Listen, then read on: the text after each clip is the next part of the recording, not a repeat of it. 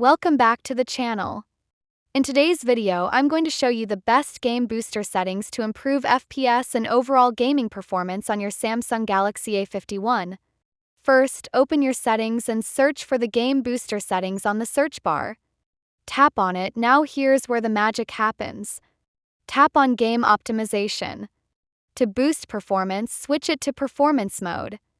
You'll also see the refresh rate option in other Android phones. Choose 120 Hz for smoother gameplay. Disable the save power during touch protection as well to increase the frame rate. Click on block during game and enable notification and other option as well. This way, no interruptions will mess with your gaming session. And here's a bonus tip: scroll down to Labs. Enable alternate game performance management. However, this option tends to cause heating. That's it, gamers. Try these settings and let me know how much smoother your games run.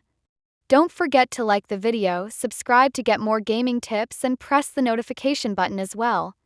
Thanks for watching.